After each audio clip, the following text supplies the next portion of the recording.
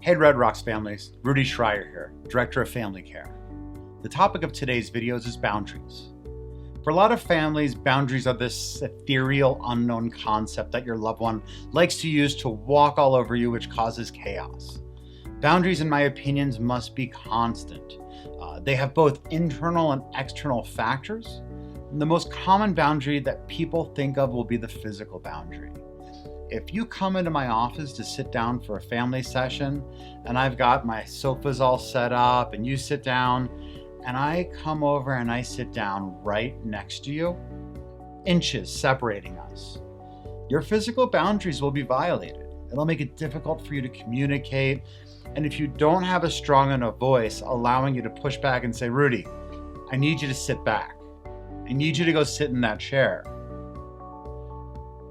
It may proceed to create a pretty unhealthy dynamic that will keep us from connecting when we talk about the concept of boundaries.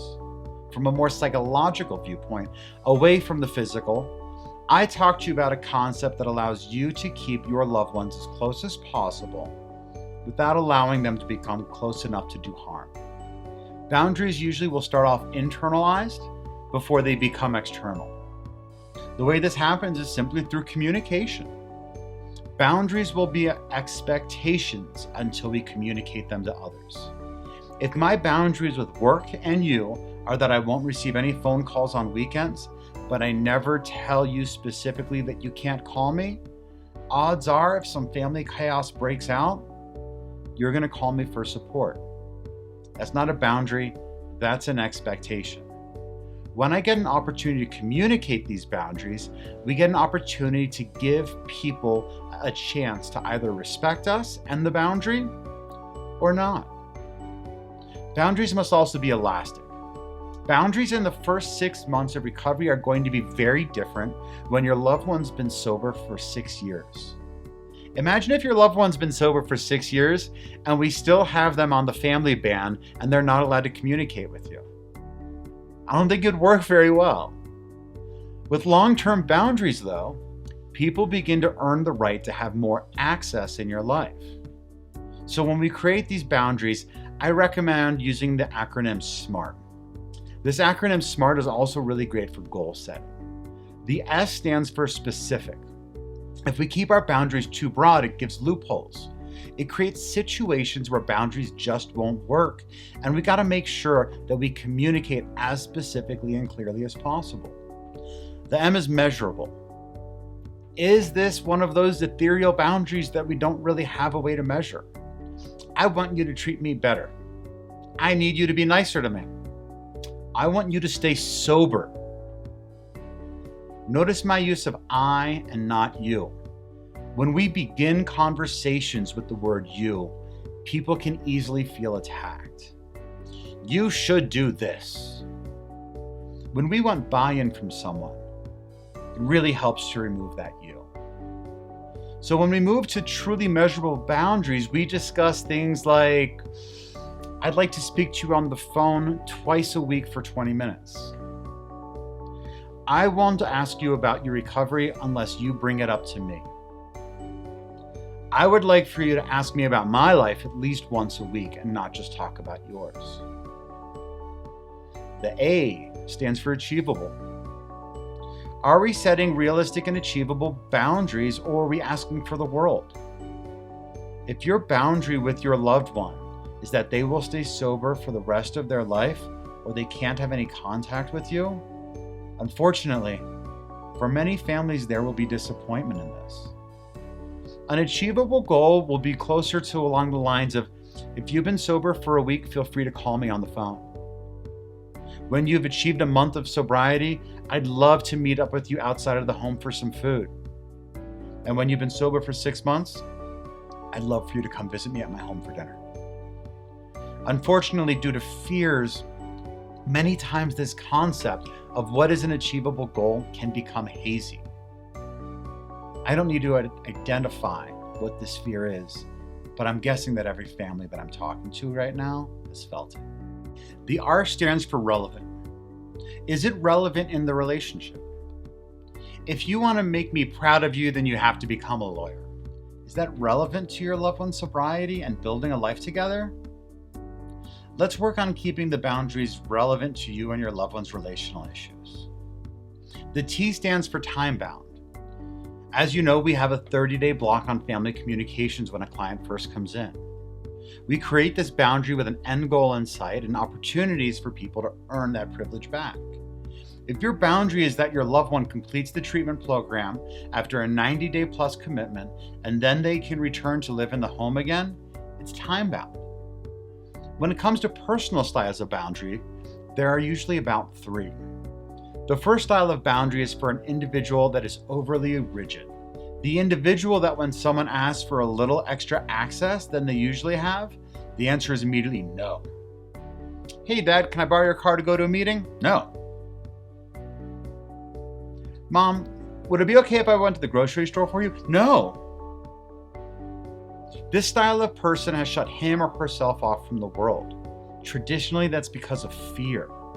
They say no to the bad things, but unfortunately, they also say no to the good things. They can often, after the fact, change their opinion, but it usually begins with a no. This person will feel isolated, and traditionally, it's all at the expense of feeling in control. There are also overly weak boundaries.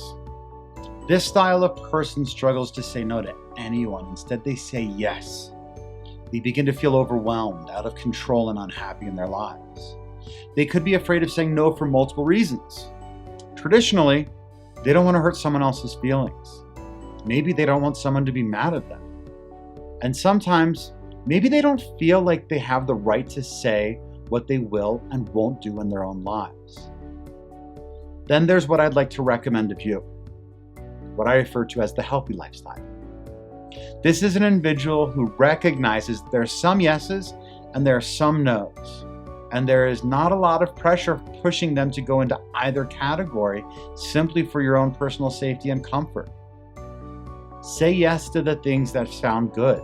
Say no to the things that don't make you feel good, regardless of if it would make someone happy or not. So let's take a little bit of time to talk about the creation of a boundary. One of the first things you have to do is identify and name your limits. For the sake of this exercise, let's think back to before your loved one entered treatment.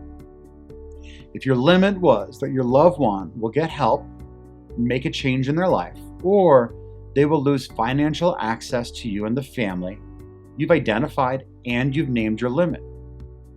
I'd like you to think about and to identify kind of what type of emotions come up with this. Fear, anger, anxiety, hurt, sadness. I promise that in this early stage of creating boundaries, it will be one of the more difficult things that you will get to do. Concepts of boundaries must include a portion about honesty. Please be direct. While these are emotional conversations, do your best to not allow your emotions to spew all over the table and perceive things differently than reality. Be upfront and don't sugarcoat. Don't be passive, don't be aggressive. Simply stay back. Let them know that you love them. And if they don't want to go to treatment, that's fine. But let them know, because of your fear for their life and safety, that you will no longer financially support them in their active addiction. You can practice this with some loved ones who are involved in your family care, or this week on the phone if you'd like to practice with me, more than welcome to. One of the difficult things with boundaries is permission. I ask that whenever you set a boundary to take a brief moment for yourself before and after to engage in a little bit of self-respect. Spend some time giving yourself permission to create these boundaries. There's a term called self-awareness. It's simply understanding where we're coming from as individuals and where we're hoping to get to. One of the things about self-awareness is that it allows us to see where we have been, where we are, and where we're going. If something happens that creates a change, identifying on the subconscious level how we allow our past to define our current situation. If I'm currently engaged in a fear-driven activity, whenever I interact with a loved one, something has happened in the past that has fed that fear. It's not always their fault. On a subconscious level, we as individuals will keep those beliefs going. In order for us to move those fears and those past transgressions to the past, you have to make you a priority. That means taking care of you. So as you begin to find boundaries and make yourself a bigger priority, I ask you again, have you found support? Have you started asking for help? Speak your truth and be assertive. Remember, this is all baby steps. I don't expect that by the time you're watching this video to suddenly have a massive understanding of what all this means. And I don't want you to think you need to walk into session next week with a master's degree in communication skills and boundaries. I do ask you to try to make an effort. One foot in front of the other, one action at a time. So to practice boundaries, I'd like to communicate some of Red Rock Recovery Center's boundaries to you. I'm guessing you've heard about our family band. We ask our clients to focus on themselves and themselves only for the first 30 days of their care. The purpose behind this is to allow the clients to begin to heal for some of the past wrongs, as well as allow you to begin to heal during this time. I'll be communicating with you and we'll discuss the client's current care on a weekly basis. But part of this is to move away from the concepts of codependency and a loved one wanting to speak to you every single day. My updates may begin weekly and eventually they become every other week. And if your client and loved one ends up at an outpatient level of care, we might only speak monthly. One of my boundaries is the scope of what I am willing to share with you. I believe it will simply keep the families in trauma to hear information about what's been stolen, what type of injection site, or what the client's drug of choice was, or who was purchasing it. This will come at a time, but that's not what I think my goal should be. As a therapist, to be sharing with you. But for your loved one to engage in healthy behaviors and get to the point that as part of their own work, they can share some of these wrongs with you as they're working for you to find forgiveness based on their actions as a sober individual. When it comes to family visits, I ask you to hold. We ask that family visits only occur as clinically appropriate.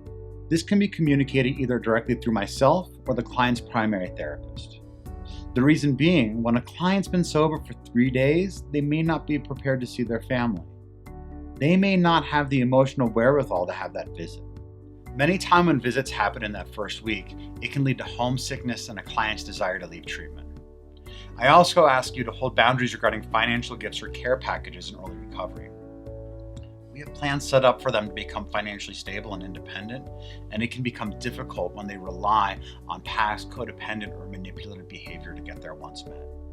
Like I always say, every family is a little bit different, and our care for each family will be different.